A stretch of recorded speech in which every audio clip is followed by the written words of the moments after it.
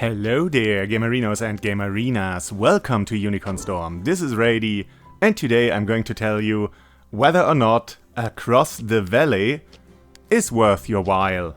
And yeah, I had to talk about this game because it is a German-developed VR farming game. So, 3 reasons for me to be interested in. In this game you have to tend to your very own farm. Sow seeds, water the plants, harvest the crops, tend to the animals. And all of that with silly little mini-games accompanied by colorful graphics. It's like a little VR Harvest Moon, just without the charm of Harvest Moon. This game is pretty much just the farming. It expanded a bit on the mechanics, what with all the VR and motion control stuff, but all these social interactions are gone. You can't explore the town or the nearby village. You can't make friends with the villagers. You never meet anyone aside from your animals. It's a pretty lonely life out on a farm. So the perfect game for little children. And yeah, this is more a game for children. Which, in it of itself, isn't a problem. I don't need a mature experience from my farming game. Although Life is Feudal was really neat. But yeah, what is it you actually do in this game? So you start off on your own little farm, with nothing much to your name. Well, the farm is there, but you don't have any animals, you don't have large fields. To be precise, you only own one cultivable plot of land. And to grow some crops there, you need to take your shovel and prepare the field by loosening up the soil and disperse of any rocks.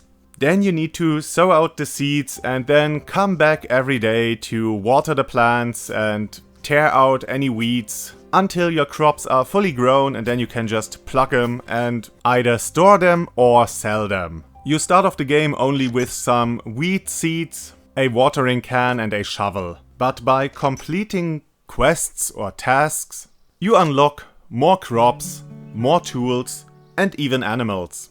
So yeah, you don't need to head into the village and buy new seeds or buy new tools and stuff. You just need to play for long enough until the game allows you to use certain tools or grow certain plants or tend to certain animals.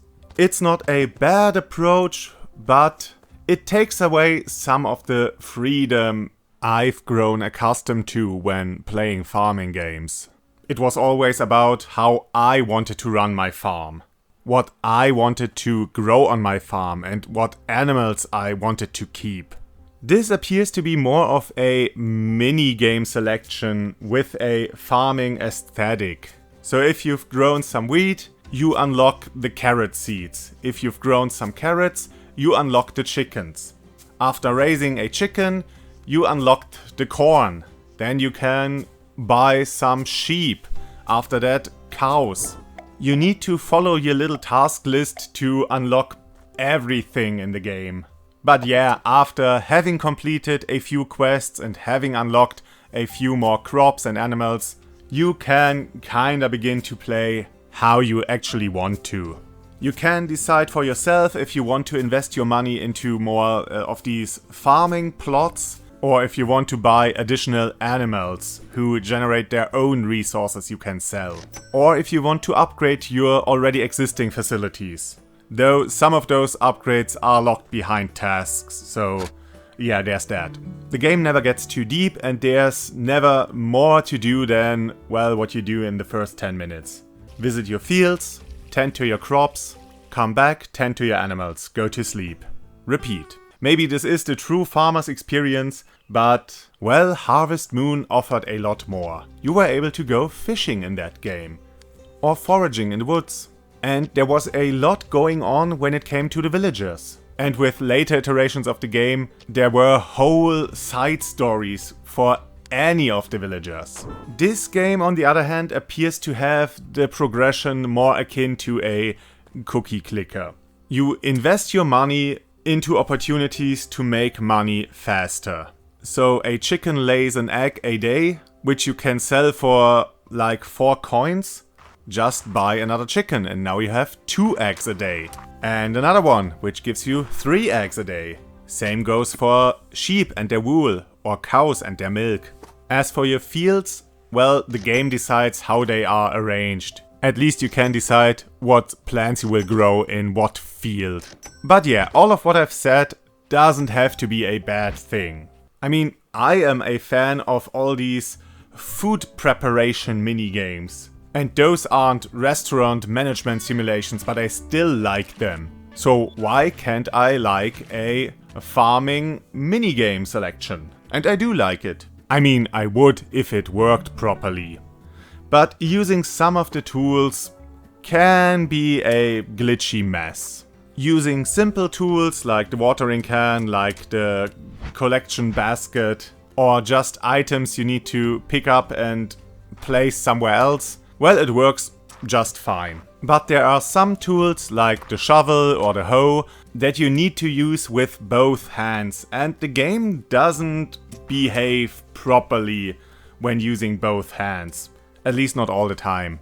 When using those tools, the game randomly decides that they need to be reset or repositioned because you clipped through something or they gotten stuck or I don't know. Sometimes the game doesn't like a certain movement you executed, so it just drops the tool to the ground. Pretty often it just slipped from my grasp, even though I kept the button pressed. And I guess this is because I moved my hands closer or farther away from another. I don't know, I guess. And sure, this happens because I'm not actually holding something in my hand, so I'm moving my arms at different speeds.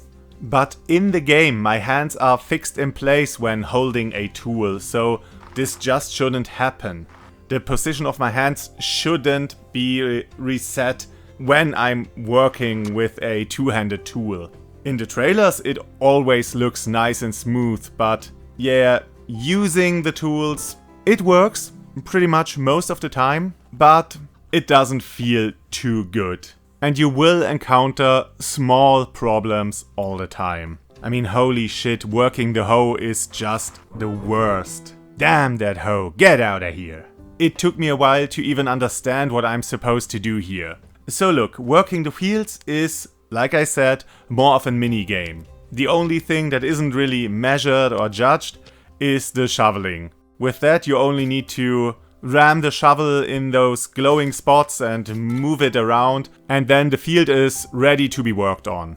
Everything else needs to be done with a certain amount of efficiency, or you'll just get a worse haul from it. Starting with sowing the seeds. So you just grab it from a little basket and then you kinda drop them to the ground. But you have to space them out in the right way because you have a limited amount of seeds per, I guess, harvest cycle.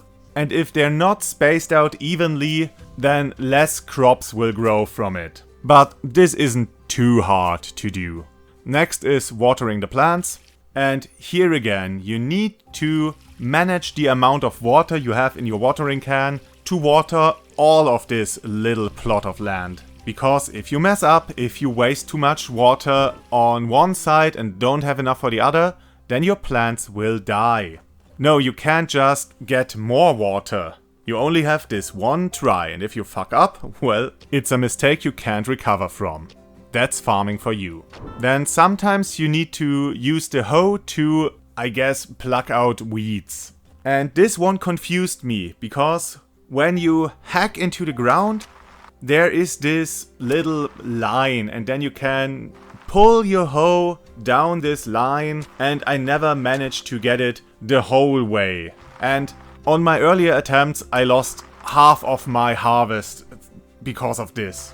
Well, after a bit of trial and error, I learned that I don't need to perfectly use the hoe. It completely suffices to just hack into the weeds itself and do nothing else. You don't need to use the hoe correctly. The game only checks if you've gotten all the small green weeds before your, I don't know, your hoe stamina ran out.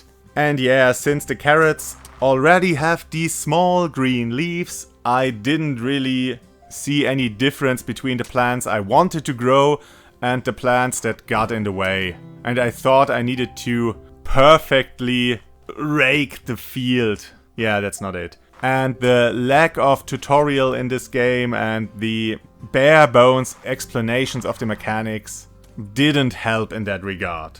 But yeah, it's not only explanations that are missing. It's also pretty important quality of life features. So there's no crouch button in this game, and there's no option to turn around in this game. Both things, I think, are pretty valuable, even recommended for VR games, because I don't want to circle around in my living room not knowing where I'm facing at the moment. And it's especially bad in this game because it feels like this was designed around the room scaling mode. Even though this is a very basic, very simple game where you mostly stand in one position doing one thing and then teleport to another position. But with the big motions you need to execute and the teleporting being a general hassle since you can't decide how you want to be aligned after teleporting and there are sometimes things behind you want to reach and certain actions require you to reposition yourself. Yeah, I don't know, it feels like this game was designed around room scaling, but this isn't really a game for this. This should be perfectly playable seated. But both seated and standing up, it didn't feel too good to play this game. Or at least execute some of the actions. And it doesn't help that this game is incredibly repetitive. Which wouldn't really be a bad thing if you wouldn't have to wear a screen on your face and wave your arms around all the time. I mean, most of the time people use farming games for relaxation, to wind down. And the repetitive nature of those games helps, but it doesn't work in VR. The minigames itself are fun enough, but they should have been streamlined for the main game. Let me just run around my field pouring water over my plants without measuring my efficiency. Or have it just be a single simple motion to prepare a plot of land. Let's say I only had to do the more complicated motions when I'm planting a new crop or preparing a new plot of land. This might have been better. Or go all out and make it more complicated, make it more action heavy and have me accomplish more with every action I take. So don't use it as a relaxing farming sim, but more a really wacky out there minigame selection. But this in between hurts the game more than it helps, at least in my opinion. Yeah, petting the animals is fun, collecting all the crops or the animal products, having a little sharing minigame and I believe later a cow milking minigame, shoveling poo away, this is all fun. But I can't do it very long, wearing this headset on my face, standing without a focal point. I mean, I don't really get motion sick, but it is a weird feeling standing around for a long time without knowing where exactly you are in the room. Either let me sit and lean back and do something actually relaxing, some low-key actions, or have me go all out, herding the animals, plucking fruit while swiping at insects or something. Maybe this game would have been better if it weren't in VR. But then again, I could just play Harvest Moon. The game is fine for what it is, but I wouldn't pay $20 for it. If it were a tenner, I might think about getting it. And if it were a $5, well, yeah, I guess I could have some fun with that. But yeah, if you find some fun or relaxation in this whole farming sim gameplay and want to have all this in VR, then yeah, give this a look, give it a try. I don't think this is the worst game, but it could have been a lot better. But yeah, no matter what you do, I wish you the greatest of days. This has been Rady, and I hope to see you again on the next game.